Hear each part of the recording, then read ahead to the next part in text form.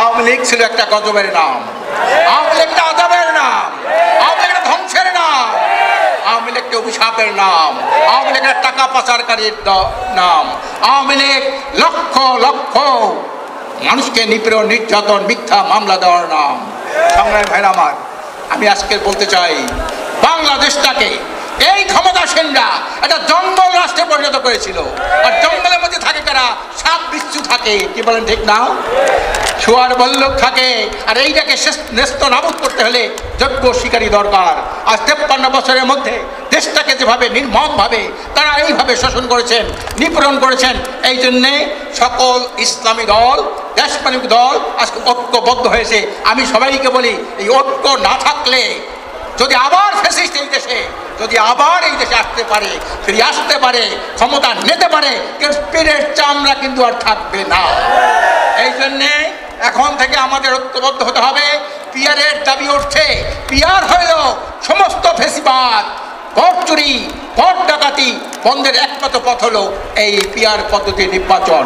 সংগ্রামী ভাইরা আমার, আজকের ঐক্যমত্য কমিশনে আমরা জামাত ইসলাম সহ অধিকাংশ দল আজকে আমার পিয়ার পদ্ধতির নির্বাচন চাই। সারা বিশ্বে 91টা দেশে পিয়ার পদ্ধতির নির্বাচন আছে, কিন্তু একটি দল যারা আবার নূতনভাবে এই দেশে ফ্যাসিজম কায়েম করতে চায়, ভারতের আধিপত্যবাদ বিস্তার করতে চায়, তারা পিয়ার চায় না। আমরা পরিষ্কার বলছি, আমি ওখানেও বলেছি, প্রয়োজনে রাজপথে দেখা হবে। এই দেশের মানুষের আশা আকাঙ্ক্ষা পিয়ার পদ্ধতির মাধ্যমে আমরা একটা নির্বাচন, সুষ্ঠু নির্বাচন চাই, যে নির্বাচনের মাধ্যমে একটি সুখী সমৃদ্ধ কল্যাণ রাষ্ট্র প্রতিষ্ঠা হবে, ফেসিবাদের চিরতরে কবর রচিত হবে। আমরা সবাই ঐক্যবদ্ধ থাকবো, ঐক্যবদ্ধ আছি। আল্লাহর রহমতে এর মধ্যে কোনো শয়তান যেন আমাদের মধ্যে কোনো ফাটল দেওয়াতে না পারে, এই আশাবাদ ব্যক্ত করে আমি আমার বক্তব্য শেষ করছি। আমা তৌফিকি ইল্লা বিল্লাহ। আশরাফ আলী আকন। আসসালামু আলাইকুম ওয়া রাহমাতুল্লাহি ওয়া বারাকাতুহু। নাহমাদুহু ওয়া নুসাল্লি আলা রাসূলিল কারীম। আম্মা বাদ, আউযু বিল্লাহি মিনাশ শাইতানির রাজীম। বিসমিল্লাহির রহমানির রহিম। ঐতিহ্যবাহী ইসলামী সংগঠন জামাত ইসলামী বাংলাদেশ কর্তৃক আয়োজিত আজকের এই বিশাল জাতীয় সমাবেশের সংগ্রামী সভাপতি উপস্থিত আছেন, জাতীয় নেতৃবৃন্দ, সাংবাদিক বন্ধুগণ, সারা দেশ থেকে লক্ষ লক্ষ ইমানদার দেশপ্রেমিক ভাই আমার, আজকে জামাত ইসলামের জাতীয় মহাসমাবেশ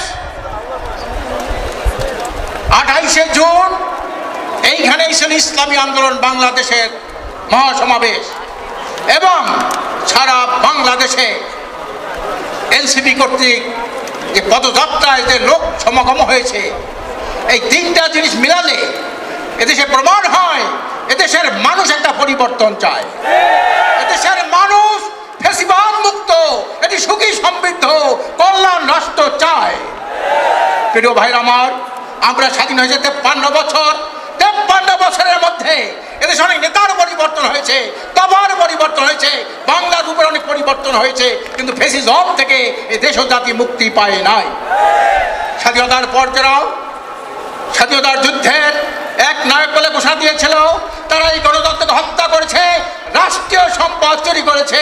ধারাবাহিকতায় এই 53 বছরের মধ্যে এদেশের মানুষ একটা সুষ্ঠু নির্বাচন কখনো দেখে নাই, বরং দুর্নীতিতে 5 বার বিশ্ব চ্যাম্পিয়ন হয়েছে, লক্ষ লক্ষ কোটি টাকা তারা বিদেশে পাচার করেছে, হাজার হাজার নিরীহ মানুষকে তারা খুন করেছে। বাংলাদেশ জামাত ইসলামী কর্তৃক আয়োজিত আজকের মহাসমাবেশে সংগ্রামী আমির জামাত, জাতীয় নেতৃবৃন্দ, সাংবাদিক বন্ধুরা ও দেশবাসী, আজকে জুলাই বিপ্লবের প্রায় 1 বছর শেষ হয়ে গিয়েছে, কিন্তু এখনো কোনো বিচার কার্য দৃশ্যমান হচ্ছে না। আমরা অন্তর্বর্তীকালীন সরকারের কাছে দাবি করছি যে অনতিবিলম্বে জুলাই বিপ্লবে যে সমস্ত ভাইয়েরা শহীদ হয়েছে, যারা আহত হয়েছে, এই সমস্ত কার্যক্রমের সাথে যারা জড়িত ছিল তাদেরকে গ্রেফতার করে দৃশ্যমান বিচারের আওতায় আনতে হবে, এবং আহত যারা হয়েছে তাদের সুচিকিৎসার মাধ্যমে পুনর্বাসন করতে শহীদ পরিবারগুলোকে পুনর্বাসনের ব্যবস্থা করতে হবে।